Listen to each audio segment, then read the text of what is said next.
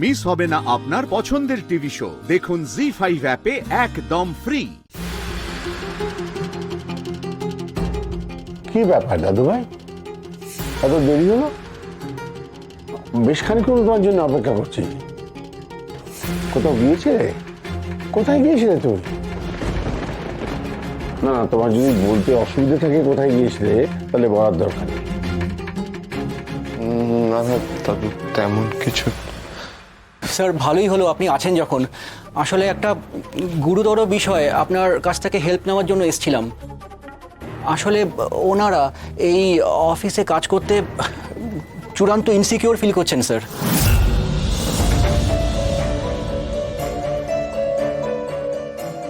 Insecure? কিসের insecure? কার থেকে insecure feel করছো? আমার থেকে? না না না না স্যার, আপনি দেবতুল্য মানুষ। আসলে আপনার নাতি যে এরকম একটা জঘন্য কাজ করবে এটা আমরা ভাবতেই পারি না।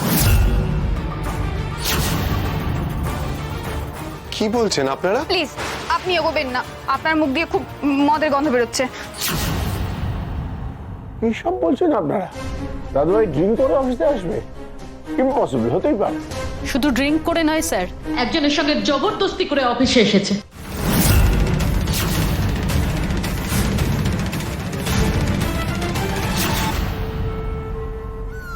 একটাও তো অটো আসছে না।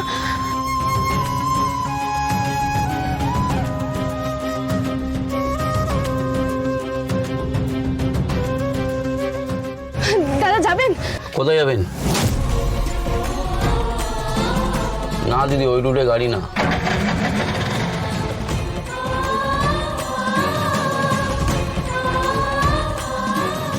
দাদা দাদা দাদা দাদা এক সেকেন্ড। দাদা বলছি বলছি যাবেন দাদা? কোথায় যাবেন? আমি 4 জনের ভাড়া দেবো দাদা, প্লিজ রিজার্ভ করে নেব। না না দিদি, হবে না। আচ্ছা দাদা আমি 5 জনের ভাড়া যদি দিই? দাদা কি বলছেন আপনারা? কার সম্বন্ধে কি বলছে জানেন? আমরা মিথ্যে কেন বলবো স্যার? আপনি নিজেই দেখুন না। এই নিন দেখুন। প্লেল্যান্ড প্রাইভেট লিমিটেডের কর্ণধার ঋগদেব সেনগুপ্ত নেশাগ্রস্ত অবস্থায় শ্লীলতাহানি করলেন জনপ্রিয় সিরিয়াল অভিনেত্রী নিশার। তিনি নিশার বাড়িতেই মদ্যপ অবস্থায় এই কাণ্ড ঘটান বলে দাবি করেছেন নিশা। ঋগদেব সেনগুপ্তর এই জঘন্য অপরাধের ঘটনা ইতিমধ্যেই ছড়িয়ে পড়েছে চারিদিকে। নিশা এর সুবিচার চান। নিশা দাবি করেছেন যে অর্থের জোরে কোনোভাবেই যেন দোষী ঋগদেব সেনগুপ্ত ছাড়া না পান। এই দেখুন স্যার, এখানেও এই একই কথা বলছে। এই দেখুন, ঋগদেব সেনগুপ্তের নামে অভিনেত্রী নিশা যে অ্যালিগেশন আনছেন সেটা কি আদৌ সত্যি? মিস্টার ঋগদেব সেনগুপ্ত, আপনারা?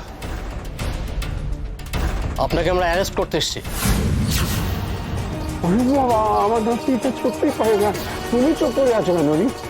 বলো পুলিশকে যে তুমি এই কাজ করোনি। স্যার, আপনি ওনাকে এইভাবে মিথ্যে বলার ইন্ধন দেবেন না। কিছুদিন আগে অবধিও ঋগদেব বাবুর যে ভালো মানুষের রূপ দেখেছি তাতে হয়তো আমাদেরও বিশ্বাস হতো না উনি যে এই জঘন্য কাজটা করতে পারবেন।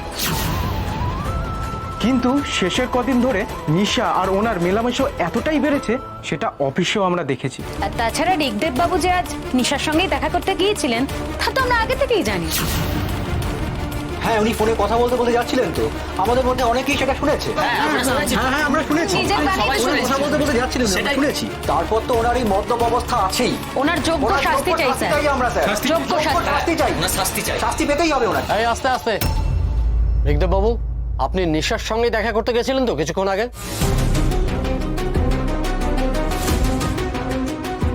দাদু ভাই চুপ করেছে খোলা, উত্তর দাও।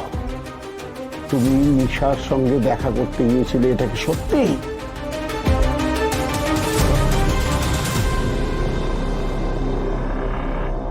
হ্যাঁ।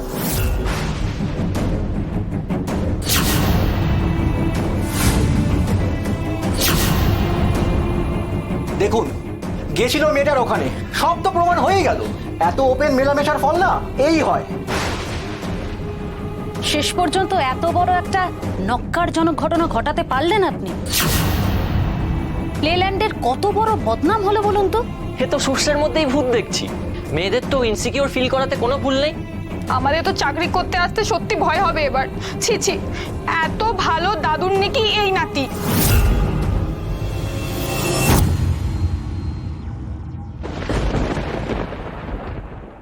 সত্যি কথাটা আমায় বলো, খুলে বলো। রিক, আমি তোমার সর্বতভাবে সাহায্য করবো। আমি জানি তুমি এ কাজ করতে পারো না, কিন্তু পরিস্থিতি এখন হাতের বাইরে চলে গেছে। রিক, চুপ করে থাকলে চলবে না। কি ঘটেছে সেটা বলো সবাইকে। দাদু ভাই, এভাবে ওদের কাদা ছেটাতে দিও না। আপনার কি মনে হয় উনি নিজে থেকে সত্যি কথা বলবেন? সত্যি ওনার পেট থেকে আমরা বের করে নেব। এই, নিয়ে চলো ওনাকে। দাঁড়ান দাঁড়ান,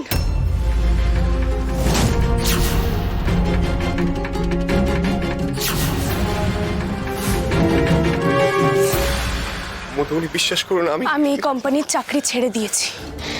এই কোম্পানির কারোর সাথে আমার কোনো রকম কোনো সম্পর্ক নেই। কিন্তু এখানে আজ আমি শুধু একটা জিনিস জানতে এসেছি, এই কলঙ্ক আপনার গায়ে লাগলো কি করে ঋগদেব বাবু?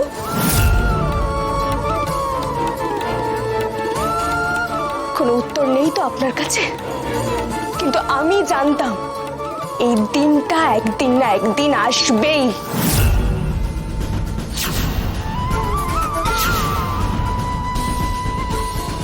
আমি শুধু ভাবছিলাম যে এত দেরি কেন হচ্ছে, কিন্তু ফাইনালি আজকে এই দিনটা এলো।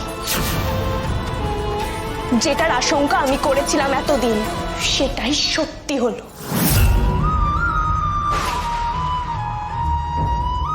আপনি আমাকে প্রতারক ভেবেছিলেন মধুবনী, তাও মেনে নিয়েছিলাম। কিন্তু এমন একটা জঘন্য অপরাধ আমি করতে পারি, এটা কি করে ভাবলেন আপনি? ম্যাডাম, আপনি যখন আশঙ্কা করেইছিলেন তাহলে তো আপনি ওনার সম্পর্কে আরো অনেক কিছু জানেন। আপনি থানায় চলুন। উনি যে নিশার সাথে জবরদস্তি করেছে সে ব্যাপারে আপনার বয়ানটাও আমাদের দরকার হবে। কে বলেছে ঋগদেব বাবু নিশাকে জবরদস্তি করেছে? ঋগদেব সেনগুপ্ত এমন কোনো কাজ করতেই পারেন না। উনি নির্দোষ।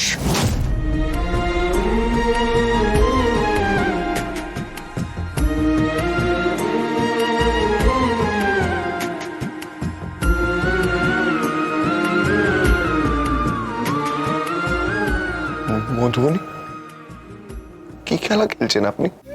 একবার বলছেন যে আমি দোষী, আমি এ কাজ করবো আপনি জানতেন, আরেকবার বলছেন আমি নির্দোষ। কি বলতে চাইছেন আপনি? আচ্ছা, কি শুরু করেছেন বলুন তো আপনি?